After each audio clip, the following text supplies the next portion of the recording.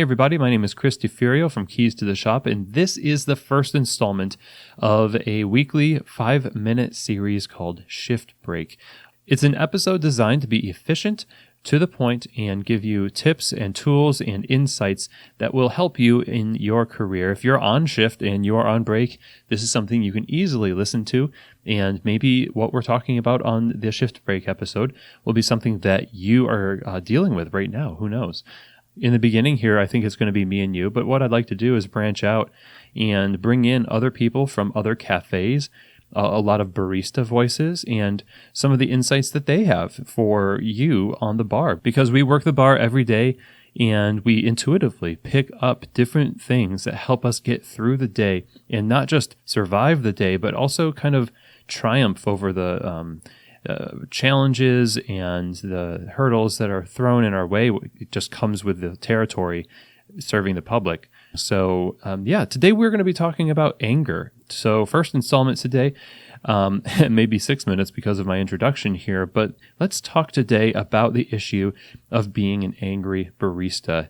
Every single one of us at some point has had somebody do or say something that has made us upset.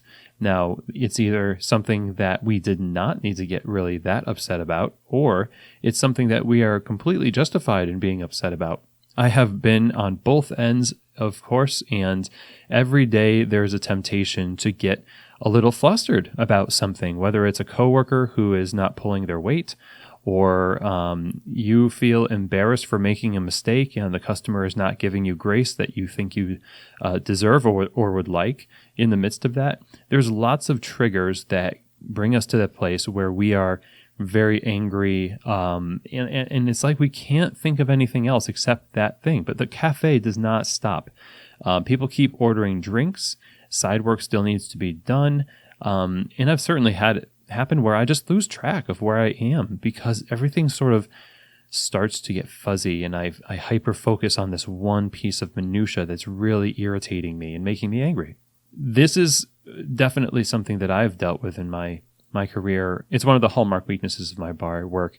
So I wanted to give you a little bit of insight, some of the things that I found help me get through those times where I feel angry. The first thing is remember what it's like to not be angry. In your best moments, you know that you can take the little hits that come your way, and you are working for a better purpose. If you take an opportunity to sort of short circuit the momentum of whatever it is that's really pushing you towards being angry, there's a lot of power in actually taking a outside view of a circumstance that you find yourself in. If you just take a moment to pull yourself away from your emotion and look at the situation objectively, then you'll find that the momentum of I'm getting angrier and angrier, or I'm going to turn into the Hulk or something like that, it subsides. The other thing is that in the midst of that thinking, where you actually start to consider, why is it that I'm angry?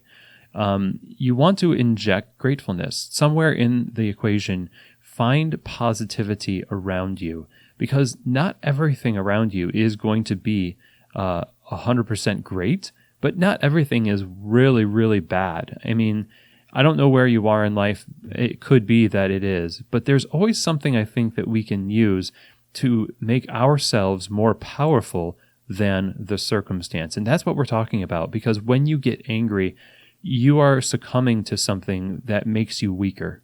It creates a situation where you don't have any control. You can't find solutions. You can't get beyond it. The more powerful position in the way to self-empower is to find the positive, make a note of things, and then next, be grateful for the positive elements that surround you. Focus on those things.